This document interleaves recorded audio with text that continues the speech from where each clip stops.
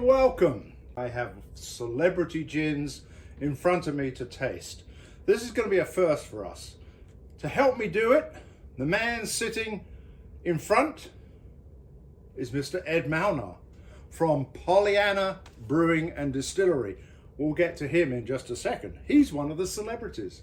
And then the other man, of course, is my co-host for many a good video and podcast, Mr. Ken McMullen. All right, so our third celebrity gin is, in fact, from our celebrity guest, Mr. Ed Malnar. Now, did you actually distill this?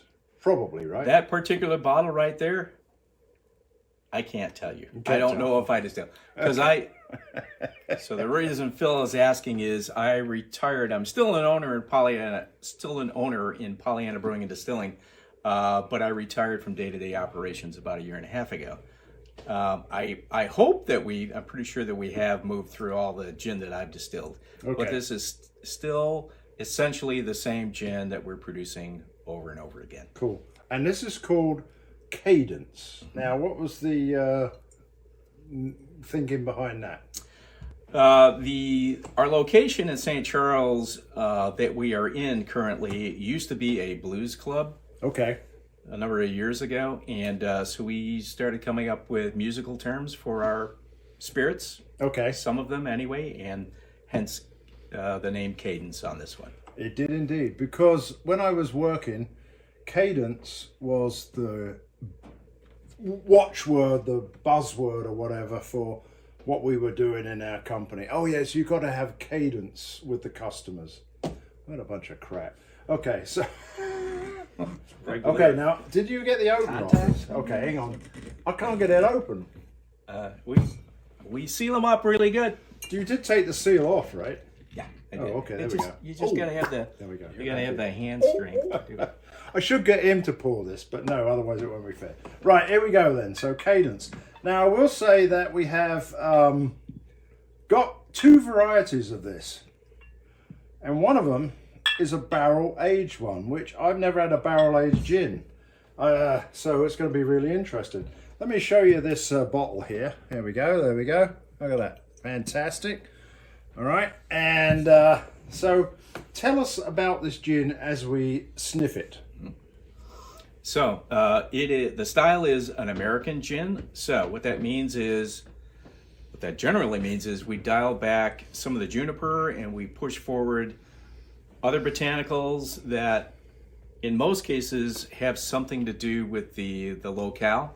Now, I will tell you in our case, there are no botanicals that are local to St. Charles, Illinois, where our distillery is. I've seen a dandelion. Yeah, we decided not to put that in. Okay. But these are other botanicals that can be sourced from the United States. So we thought that was appropriate for our American gin. And, so what makes this an American gin compared to the other two, which obviously are not? Because we've dialed back on the juniper. Okay. So it's not juniper forward so much. Okay. We push other botanicals forward. In this particular case, we were looking at the citrus botanicals, which would be bitter orange peel, lemon, and coriander. Those have all been pushed much more forward. There are other botanicals in here too, but I want to see what you guys think in terms of So we're going to taste it right now. There we go. Oh, you've tasted it. So tell us what you think while I'm having a taste. The juniper is... I got more juniper in the nose than in the taste. Mm-hmm. There's a sweet note in Whoa! It is much higher. Oh yeah, higher it went back to rushing through me. It's 80 proof. 80? Oh, wait a minute. I'm sorry. It's 80. There you go. It's 90? Is it 80 or 90? It says 90 on there. It's 90. Wow. Well, then it's 90. If it says so on the label, it's 90. Bloody hell. I got that confused with... Holy cow, we got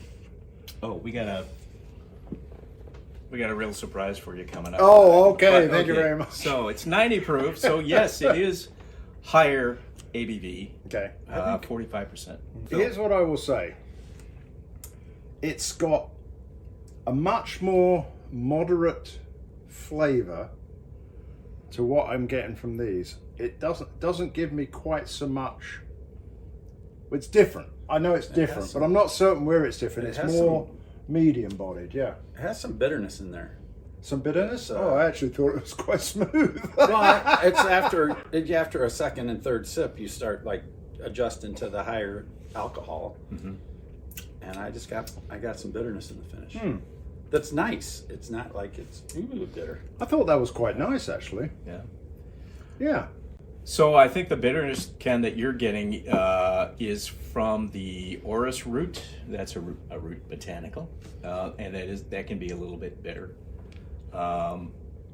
So I can just go down the list of botanicals that we have in here. I've got my cheat sheet here too, so I'm gonna. If I look down, you're gonna know what I'm up to. But you can bring it up. I got my cheat sheet too, right, so you can bring it up. I developed this thing, so I should know it. But I do this because I inevitably forget at least one of the botanicals, the lesser botanicals, if you will. So juniper, and I will say in this case, the juniper that we use is an Eastern European juniper. Even though this is an American-style gin, because we pull back on juniper and push forward other botanicals, juniper is still first and foremost. That's what makes it a gin. The juniper that we use is an Eastern European juniper, which is a little bit softer and rounded. So it's not that sharp like you would get from Tanqueray or a London Dry. Where do the junipers come from in the other ones, do you know? Where would they typically come from? So the English, I imagine from somewhere in England, right? In that case, we do grow juniper here in the States as well. You know where it comes from? It comes where Donovan lives. Who lives? Donovan. Donovan? Oh, Jennifer. Oh, that Juniper. Donovan. Okay, never mind. Carry on. As you were. Spoken like a true Brit. Represent. Okay. Yeah. So yeah, I mean the juniper that we use is a little bit softer and rounded from Eastern Europe. So, and as a producer, you can source all these botanicals from just about anywhere. So you basically use that as your palate, and you create from that. So we picked the American gin style because that is a bit more approachable than the other gins. So for us, being a small distillery, that was going to be the way to go, so we can introduce people to gin without them being too afraid of it. Right. So that's why we decided to do an American gin. So having said that, it's Eastern European juniper, bitter orange peel. So hopefully you're picking up some of that citrus, whether you can recognize it as bitter orange peel or not. Lemon peel, coriander, which is a citrus botanical. Galangal root, which is very perfumey. Galangal root. If you Sounds ever Irish to me. I come from Galangal, to be sure. I think it's an Asian botanical. Oh, it is? It smells wonderful. Oh. Right? For me, it kind of reminds me of some of the incense that you might smell. I mean, like back in the 70s, like when I was in college. I'm sorry, I didn't do any of that. They were burning incense everywhere. So orris root, which is that earthy root, and some of these earthy botanicals, beyond the flavors that they contribute, they help stabilize the other botanicals as well. So that's a reason to have some of these rooty botanicals in there, and cardamom seeds. Oh yeah. Not very many, because they can just take things over really quickly. So, now, if I'm correct, if I go back to when you were showing me how you do this, you whack all this, and this is a technical term, you whack all this into a bag and stuff it in the pipe somewhere, so that the stuff you start with, which is vodka, right? Yep. Start with vodka. Yeah. Which is basically pure grain alcohol, right? Almost. And then Everclear. You can buy Everclear here in a bottle, so it's essentially Everclear is like 95%. Oh, right. Okay. It's the ethanol, it's the stuff that makes us happy. Grain neutral, right? Grain neutral spirit. Yes. Okay. So basically, you whack it in the line, you put it all through it, and it drips down, gets heated, and then comes out the other end. Well, essentially. There's two ways to do it. Thank you. One, you could boil it in the liquid that you're distilling, or you can vapor distill. Which I think is what you're doing. We do like a basket. Right? Yeah, we do a vapor. So basically, you redistill vodka, turn it into a vapor, and you pass it through the vapors through a basket full of the botanicals. which is got the a way this question. is produced. So is that when they said in Victorian times, "Oh, I'm getting the vapors"? Is that... I don't know. In Victorian times, getting the vapors sounded bad, but this sounds good. Yeah, right. All right. Well, okay. Very, very good. Try that Really kind of different to these ones. You've brought us an extra one. So you've got a twofer versus the other celebrities. What is this? It looks like whiskey. It is somewhat like whiskey because that is essentially our Cadence gin placed into a whiskey barrel Okay. that has not been used for whiskey, but was initially intended to be used for whiskey. Oh. So a brand new charred American white oak, never used before barrel, Cool. at least to start with, and aged in there for a period of time until it tastes good. So the first round that we did was 5 months, and then once we empty those barrels, we reuse those barrels again and put more gin in them. You can do this with gin. You can't do this with straight American whiskey or bourbon whiskey or straight American Okay. rye. So you go back and forth with Saison and the gin. You could. You should do that.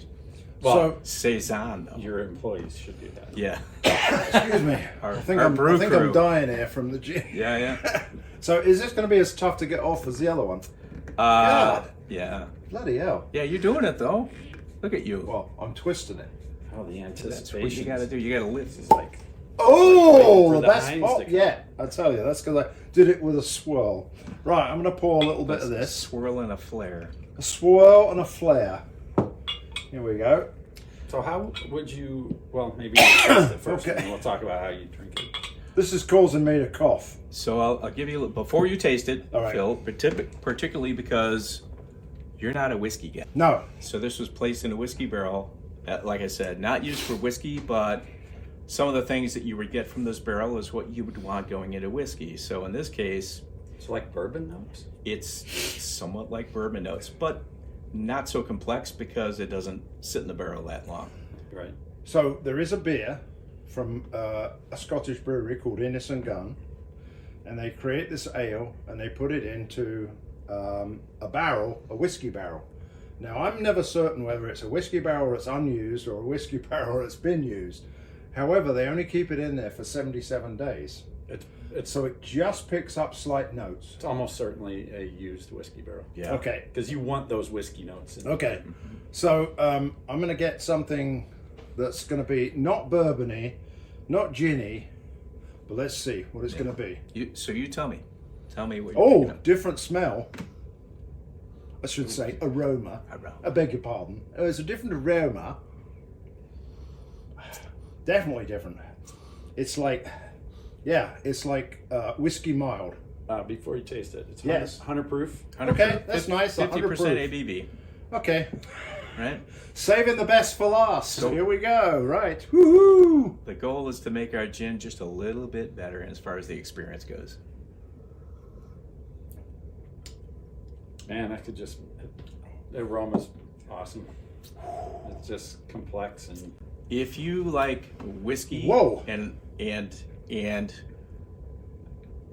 you want to change things up a little bit, and you're open to tasting Yeah. some botanicals, which provide, depending on the botanicals you use or the combinations, it's endless combinations, right? You Yeah. can create a wide range of flavors Right. with botanicals. So, I am like, this is completely different. It's not a gin, in my opinion. Yeah. This is okay. This is whiskey light. It doesn't have the intensity of a good Scottish whiskey, but there's a lot of that barrel in here, and I do like barrel aged beers, but not. I wish it was more whiskey barrel aged beers. This is. I would say that you wouldn't have this with tonic. I would say more with a Coke. maybe you're right. I've never had it with tonic. You've always had it straight. I've always had it, I neat. think I would have it on a cube. Yeah. On a what? Because it's 50%. Like I would Yeah. just dial it back a little bit. And cool it down a little bit too. You'd have it with Yeah. what? A cube. Ice. Oh, an ice cube. Yeah. Hey, he was a rapper, wasn't Yes. It was. he? Which actually is a great segue because Oh. we do have a bonus beer. So you stick around Bonus. and we'll get there. It's not beer. What? You said bonus beer. Such Oh a yeah, it's not beer. We usually do beer. such a beer guy. I'll tell you, after all these shots, it's going to be kind of a little difficult to say anything, I can tell you. No, it's really good. Okay, so bonus gin. Right. So I'm going to say Much probably, nicer. and this is for you, Phil, not knowing you're not a whiskey guy, right? It's for me the primary barrel contribution to this gin is, and of course it's 10 points higher as far as proof goes, Yeah. is wood, maybe some tannins from that wood, and Yeah. vanilla. Vanilla. Yeah, Those oh, three I'm eating the things. vanilla. And Yeah, it takes the edge off of the alcohol. it It does. like rounds it and softens it. Yeah, Yeah. yeah. Well, it would have to take the edge off it. Now, what is whiskey normally? Whiskey can be all over the place, but at least 80 proof. Okay, so this could be considered a win or a jisky. Cadence Jisky, folks, from Pollyanna Brewing. Really appreciate you bringing it. So now we have to come to the conclusion here, where we're going to say, what would you drink with a gin and tonic? Hang on to your glasses. Now I have to. I think. Hang on. I'm going to cut for a second. Cut, and we're back. That was quick. I had to get glasses that were suitable for a gin and tonic. Now, the one thing I do not have, I do have actually, I need some ice. Cut! And we're back. That was quick. And look, I have a fantastic ice container. It's a Tupperware, but it works. Now, I usually put in, one on the floor. There we are. That's all right. 3 or 4 pieces. How much would you put in, Ed? Depends on the size of the cube, but I think you've got it about right. Okay, that's good. Oops, hey, look at that. Nice hey. catch. All right, there we go. Do that again. Okay, we got that in there. Now, what is going to be your fruit of choice? Lime or lemon? And look at this, folks. I have both. There we go. Thank you very much. I'm Now, gonna go if lime. you're civilized, lime. God, this is mine. What do you want? Oh, because are we also selecting our gin Yes. too? All right, I'll do lemon. Good man. Oh, I like that. Hmm. There you go. Because of the Don't you think like the way I place those into the glass? There we go. That's good. We got that out of the way. Now, which is going to be your gin of choice? Well, Because now, let me say this. You've tasted none of these. I've tasted one of these. So really, you can pick any one of the 3, I would say. I wouldn't go for gin and tonic. Right. Good though it is, I'd like to do the James Watts. James Watts? No. He's from IBM. James May. May. Oh. James Watt. He's from Brewdogs. That's him. No, not IBM. You're right. He's Brewdog. Yeah, he's that Brewdog numbnut. Yeah, That's one. Okay. This one. Oh, that one. Right. Okay. Now, At the risk of offending my friend Ed. oh, I know. I got a shot glass here, so I can do a shot. There we go. I usually like to do call a you shot. Fred or something. There we go. I've been called Shot worse. that. I guarantee. What would you like? I would like the James Gin too. James Gin too. Except I'm having lemon. There we go. See, it's, Which And makes then- yours civilized. Now, do you want more than that? Is that a good shot? That's a good shot, right? yeah, that's good. I'm going to have James Gin too because I've had the other one, and I would like to have your Cadence, but as we're all having that, there we go. Now, what sort of a tonic do you like to put into? I'll put this one front and center. There we go. What do you like your tonic? Well, I mean, typically for me, Schweppes is the really. Schweppes? Schweppes is or the really Schweppes good as we base call it tonic. in England. But if you have something other than that. I and do, jazzier, actually. I've got a maybe. choice for you. Take it or leave it. Okay. I do like Fever Tree Yeah. tonic, but they have a bunch of different tonics too. So this is Fever Tree elderflower tonic in your own dinky little container. So you could pour your own bloody tonic. That's so nice. It's like when I was Yeah. a little kid, I would Yeah. be handed something like this. But Not this tonic, but This is just right. This size is just right yeah, for this. these are very nice.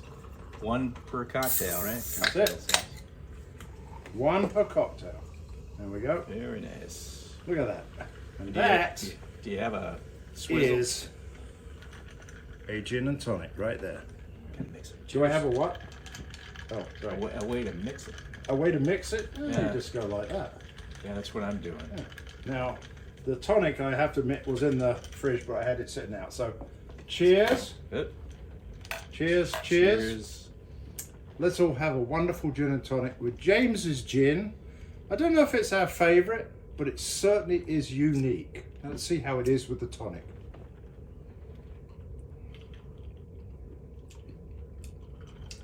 I think I need more gin. We're used to Yeah. drinking stronger stuff than this I think we because this is diluted now.